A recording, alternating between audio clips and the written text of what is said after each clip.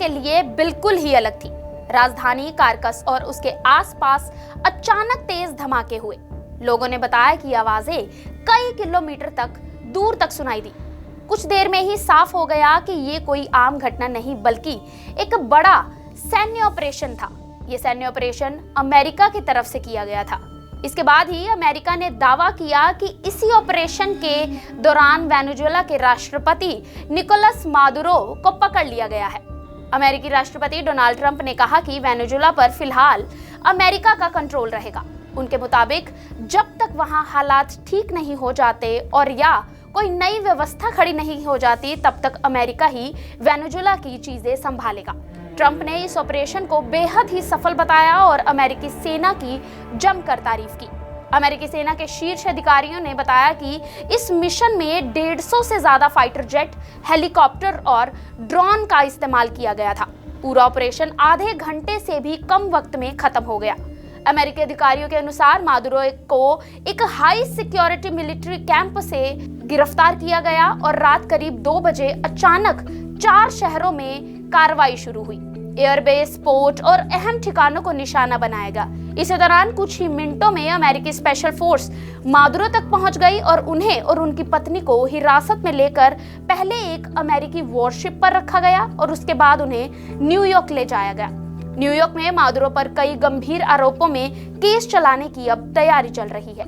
इस मामले में अमेरिका का कहना है कि मादुरो ड्रग तस्करी, नार्को टेररिज्म और अवैध हथियारों के नेटवर्क से जुड़े हैं। ट्रंप ने यहां तक कहा कि अगर जरूरत पड़ती है तो ऑपरेशन के दौरान मादुरो को मारा भी जा सकता था, लेकिन ऐसा करना उन्होंने जरूरी नहीं समझा।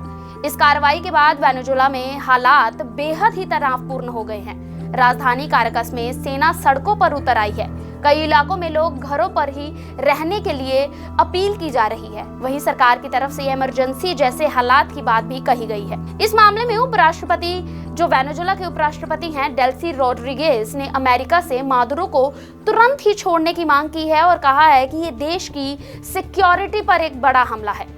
दुनिया भर के इस घटना पर एक मिलीजुली प्रतिक्रियाएं सामने आ रही हैं। अगर एक तरफ ब्रिटेन और फ्रांस जैसे देशों ने मादुरो के जाने को लोकतंत्र की दिशा में एक अहम कदम बताया है, तो वहीं रूस, चीन और क्यूबा ने अमेरिका की कार्रवाई की कड़ी आलोचना की है और इसे सीधा ही सैन्य हमला कहा है।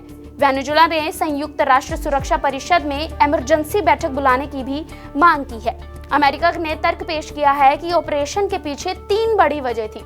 पहली वजह कि वेनेजुएला से अमेरिका के खिलाफ साजिशें हो रही थी।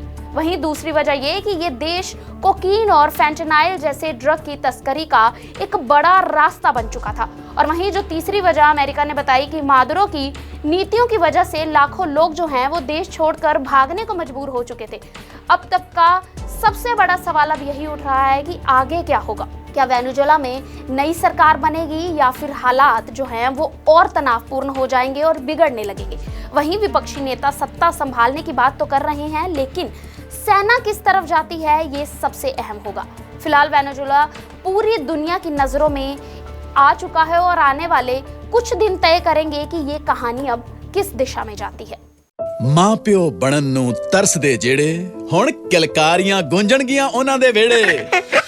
क्योंकि IVF ਹੁਣ ਹੈ ਸੇਫ, ਅਫੋਰਡੇਬਲ ਐਂਡ ਰਿਲਾਇਬਲ। जी हाँ, ਤੁਹਾਡੀ ਆਸ ਤੇ ਸਾਡਾ ਵਿਸ਼ਵਾਸ ਜ਼ਰੂਰ ਪੂਰਾ ਹੋਵੇਗਾ। 20 ਸਾਲਾਂ ਦੇ ਤਜਰਬੇ ਅਤੇ 10,000 ਤੋਂ ਵੱਧ ਜੋੜਿਆਂ ਦੇ ਸੁਪਨੇ ਸਾਕਾਰ ਕਰਨ ਵਾਲੇ ਜਲੰਧਰ ਦੇ best IVF specialist doctor Sarabjit Singh. ਬਸ ਟਿਕਟ ਟੂ ਇੰਡੀਆ ਕਰਾਓ, ਮਾਪੇ ਬਣਨ ਦੀਆਂ ਖੁਸ਼ੀਆਂ ਲੈ ਆਓ। ਹੁਣੇ ਕੰਸਲਟ ਕਰੋ ਡਾਕਟਰ ਸਰਬਜੀਤ ਸਿੰਘ ਦੇ ਨਾਲ। ਦਿੱਤੇ ਗਏ ਨੰਬਰ ਤੇ ਕਾਲ ਕਰੋ ਜਾਂ ਵੈਬਸਾਈਟ ਵਿਜ਼ਿਟ ਕਰੋ।